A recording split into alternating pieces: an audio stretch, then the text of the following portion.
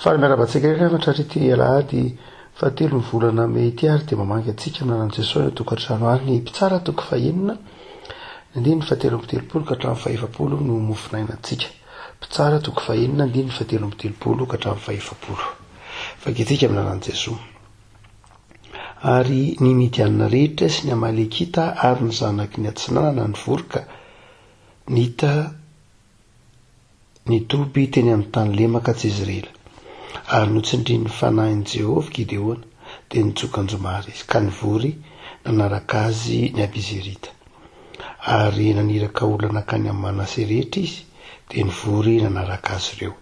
Ary naniraka olona tany amin'ny Asera sy ny Zebulona ary ny Naftaly izy dia niakatra nitsena azy koa ireo. Ary hoy Gideona tamin'Andriamanitra: raha ny tanako no mijery ny Israely arak'izay fanolazainao, indro apetraka eo amin'ny famolona ity volon'ondry iray manontolo ity,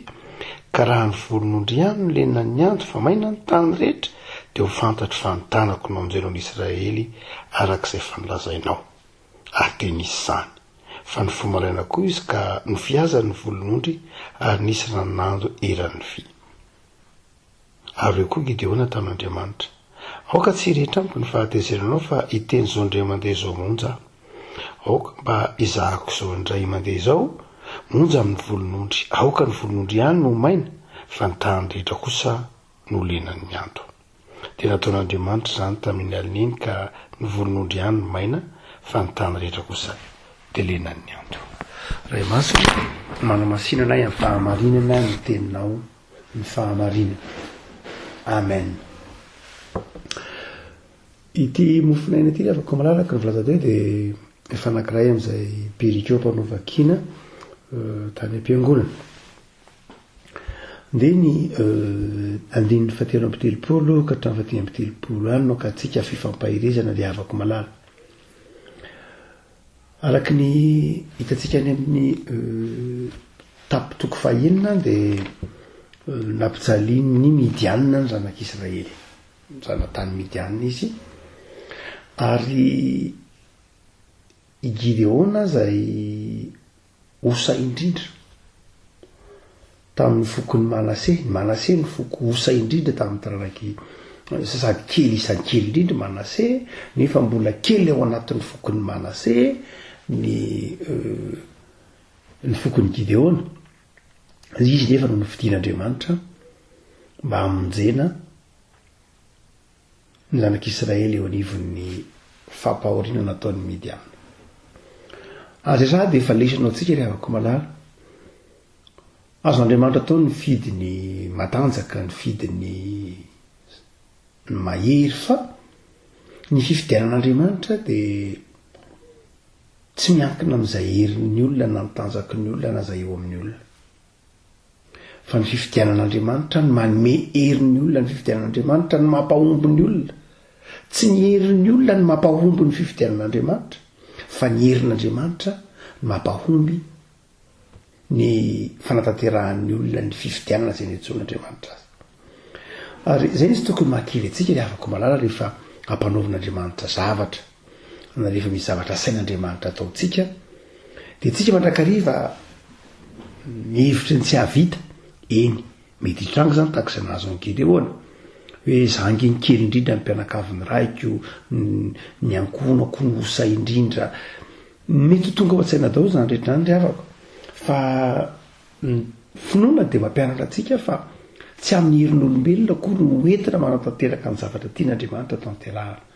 fa ny zavatra rehefa tian'Andriamanitra tanterahina na dia izay osa sy malemy indrindra dia azon'Andriamanitra ampiasaina. Azo koa no mahatonga antsika tokony hana fanendretena ry havako amin'izay zavatra tian'Andriamanitra hampanovana antsika. Raha ohatra ka mahisika antsika no entsika no everantsika hanatanterana ny asan'Andriamanitra, dia foana ny fahasoava laha reverintsika fa ny herintsika no ahavitantsika zavatra. Ary itony tantaran'ny Gideona itony dia mampianatra antsika fa tsy ny herin'olombelona akory no entina manao ny asan'Andriamanitra, fa ny herin'Andriamanitra ihany no entina manao ny asan'Andriamanitra. Dia eto ary dia mijery fomba fiasa roa tsika ry havako izay ataontsika hoe inona ny fitaovana toeram-pilatanan'ny Gideona. Inona ny fitaovana toeram-pilatanan'ny Gideona ka nampahomby azy. voalohany indrindra dia ny andiny faefatra amby telopolo ny fitarihan'ny fanamasina ny fitarihan'ny fanamasina ny fitarihan'ny fanamasina ry havako dia tena antoko ny fombiazantsika ny fitarihan'ny fanamasina ny fototry ny fombiazantsika ny zavatra rehefa hitarihan'ny fanamasina atsika dia vita ary zay mahatonga antsika isaky ny manao zavatra dia mivavaka mangataka ny fitarihan'ny fanamasina ny digana voalohany ry havako amin'izay raha tiatsika ny ahomby raha tiatsika ny andresy raha tiatsika ny tsy elo lalana n'Andriamanitra dia ny fanekena tarihin'ny fanamasina ary izay no tsika teo no nataony Gideona dia nitsodrin'ny fanamasina izy voalohany zay ry havako malala fa ny faharoa dia hoy ny filazan'ny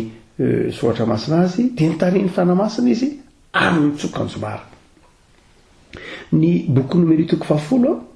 no manazava ny momba n'io anjomara io inona digany nitsokanjomara digany nitsokanjomara dia tsotra ry havako malala fantatry Gideona tsara ny soratra masina ny boky nomeritoko 10 dia manazava hoe rehefa nanafatra Mosesy izy hoe aokana nanjomara anankiroa ianao anjomara volafotsy anankiroa io rehefa tsofinao ny anankiroa dia mivory ny fiangonana rehefa miray ihany ny tsofinao dia mivory ny mpitarika isapoko zany arakaraky ny filana zavatra tadiavina no hitsofina ny anjomara fa izao aloha rehefa iady ianao rehefa ivoaka iady ianao dia tsofinao ny anjomara ary tsofina raha nahorakoraka ny anjomara hoy nomeritoko 10 io hitantsika io fantatry Gideona tsara zany ny soratra masina midika zany rehefa malala fantatry Gideona tsara ny soratra masina midikana faharoa rehefa malala dia tsy manaonao foana ny mpanompon'Andriamanitra fa rehefa irahan'Andriamanitra dia fantany ny soratra masina eo ampelantanany tsara ny tokony atao fantany hoe zao tokony atao voafehiny tsara ny sitrapon'Andriamanitra fantany ny sitrapon'Andriamanitra eo ny fitarihan'ny fan'Andriamanitra fanamasina fa eo indrindra koa ny soratra masina inona ny lazainy ny soratra masina rehefa manao zavatra fa lalaka ny soratra masina ve ny zavatra atao zatsy ry havako malala ndraindrainge manao zavatra tsika dia heveritsika efa tarihin'ny fanan'Andriamanitra fa tsy arahantsika ny soratra masina impiry moa tsy tahaka izany teo Baiboly Davida raha mamaky tsara ny boky ny tantara voalohany toko 13 toko 14 tsika nampiakarana ny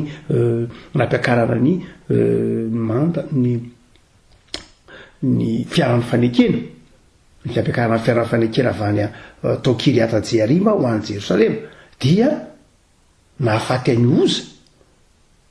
dia io ny teo nahafantaran'i Davida fa tsy mifanaraka tamin'ny sitrapon'Andriamanitra ka ny fomba nampiakarana ny fiaran'ny fanekena tsy hoe nampiakatra ny fiaran'ny fanekena izy dia ampy izay fa tena tsy nakasitrahan'Andriamanitra mihitsy ny nampiakarana ny fiaran'ny fanekena raha tsy mifanaraka tamin'ny sitrapony hoe ny mpisorona no mitondra azy olona voaositra no mitondra azy fa tsy hoe olona tsotra fotsiny izao tsy hoe masika Andriamanitra ry havako fa misy sitrapon'Andriamanitra amin'ny fanomponan'Andriamanitra tena tadiavin'Andriamanitra rehefa apahapetraka Andriamanitra hoe zao no atao rehefa manompo dia arahany izany ary zay no narahany Gideona eto faharoa zany zay ry havako malala hotsika hoe fitarihin'ny fanamasina faharoa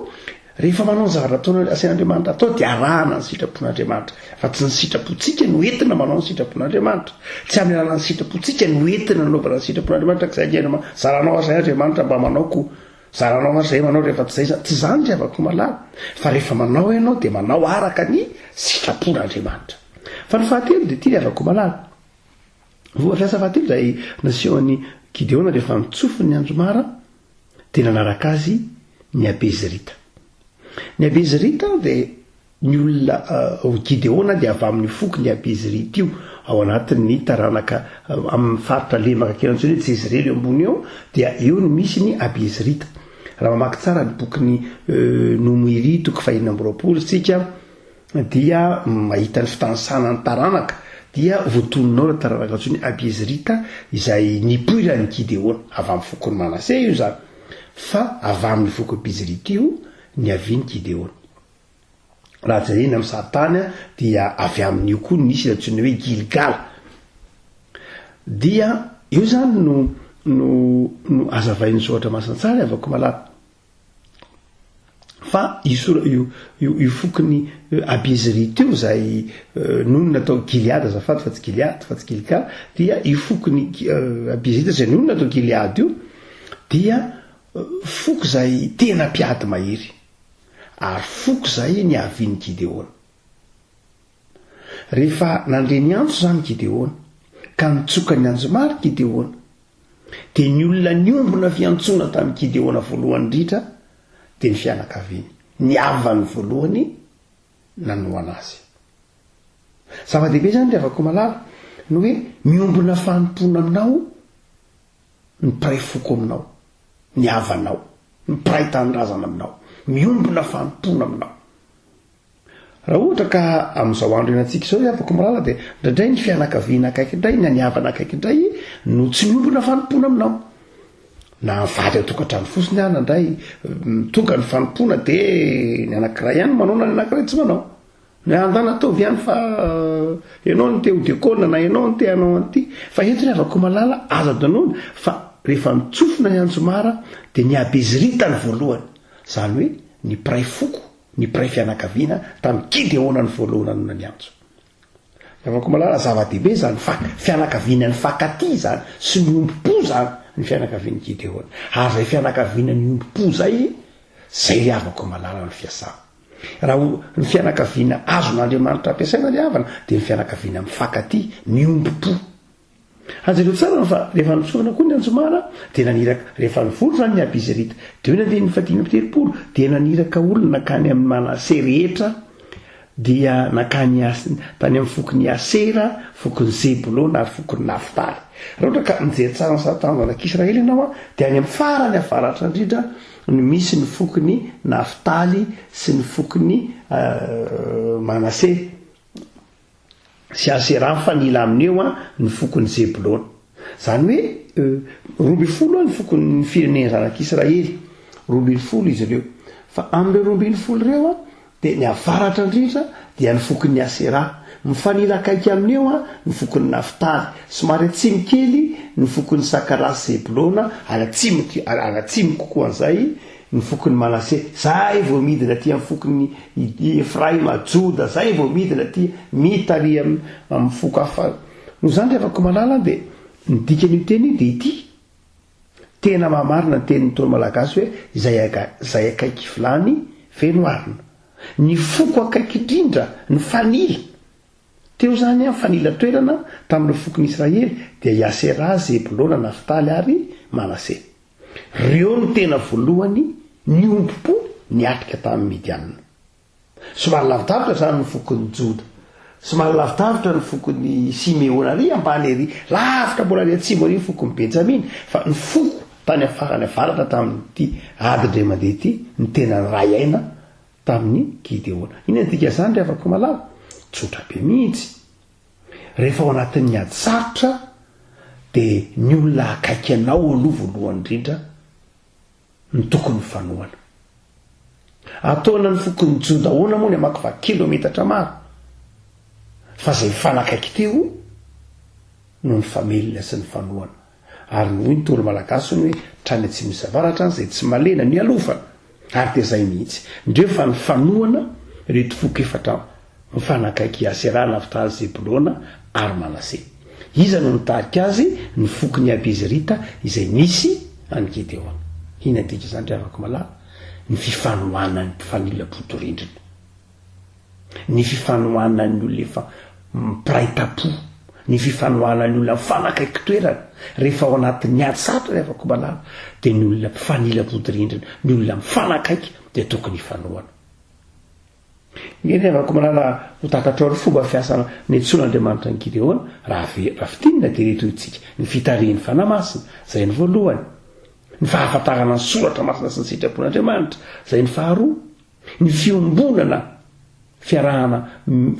fiombona mpanompona sy fiombonana fiantsona amin'ny fianakaviana ary fahatelo ny fiaraha-miasa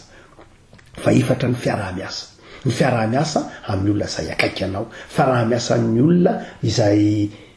miray fo miray saina mitovy fanabeazana izay fiaraha-miasa izay tena zava-dehibe ry havako mitondra amin'ny faomiazana ivavakasika tompo zotranao zahay fa mampianatra anay ianao